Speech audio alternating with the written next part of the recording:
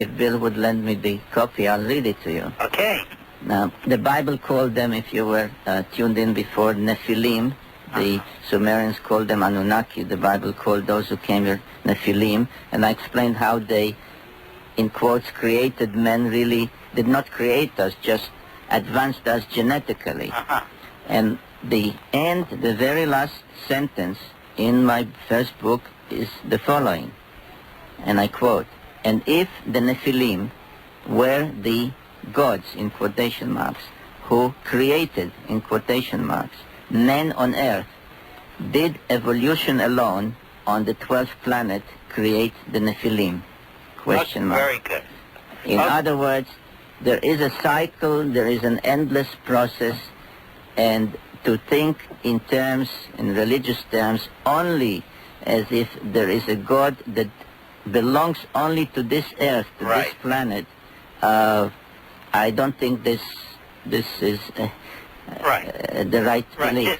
But if one says there must be a universal creator, one who may have preordained everything, one who created them and through them us, that I think is the answer to I think we can add one more thing to that, Ben, that when you look at the Old and New Testament, that the term which we refer to God, the creator of the universe, appears only twice, and that's in the first chapter of Genesis.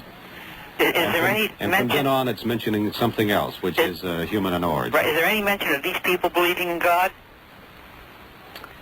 Well, what we know, what the Sumerians know, was bequeathed to them and to us by them, so our beliefs are really their beliefs. Okay, very good, and thank you kindly. I want to fortify you just a little bit more on that, Ben. There's a book called The Genesis Mystery, and which it deals with anthropology. But suddenly, in a geological twinkling, there did appear on this planet what we would call a Cro-Magnon man, who for a while, in fact, coexisted with the Neanderthal man. And you have people like Dr. Crick, who discovered the DNA molecule, Jeffrey Goodman, who wrote that book, and another rather esteemed and highly held anthropologist who call this the intervention, and say by no way could this have happened by Darwinian evolutionary processes. Right, okay, thank you kindly. All right, okay. Thank you for your question. I'm Bill Jenkins. With me tonight, Zecharia Sitchin. 2 years has already resulted in the death of over 430 Americans, the destruction of half of our corn crop, and probably the marvelous weather we're enjoying right now can be attributed to the bending of the jet streams. You'll find the science behind it, how it's done, where it's coming from. The Weather War with Tom Bearden 2 weeks from tonight. But right now we have Zecharia Sitchin with us. We're talking about the Wars of Gods and Men. It's his latest book, his third book in a series called The Earth Chronicles. And it's a fascinating story that tells us of the first nuclear holocaust, 2,024 years before Christ. And that ought to get your attention. Let's see if it's gotten Carol's attention. Hi, Carol. Hi. I have a question for Mr. Sitchin. Now, in his first book, he says that he talks about Enki, and later he tells us about his son Marduk. Now, in the last book, he still talks about Enki as living, and Marduk as living, and that's about 450,000 years. So what I would like to know is, are Enki and Marduk still living? And if they are they living on this planet? And if they are, where?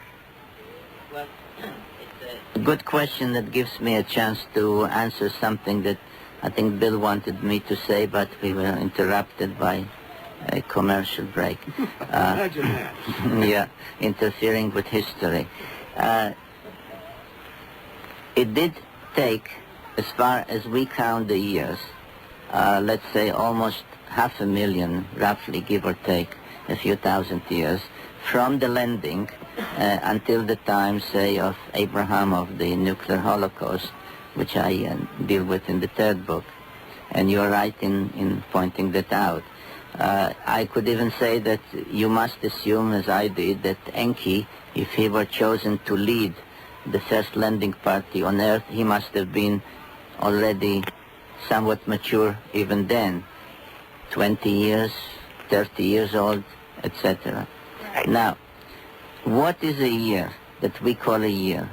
A year is really the time that the planet on which we live and on which we were born, the time it takes that planet to orbit around the sun, right? Right, That's I know. 1 year.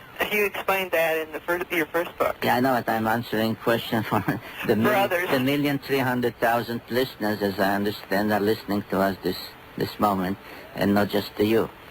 So, to them, 1 year was really the time it took their planet to orbit around the sun. In our terms, it is 3,600 Earth years, but to them it is just 1 year. So, let's say 360,000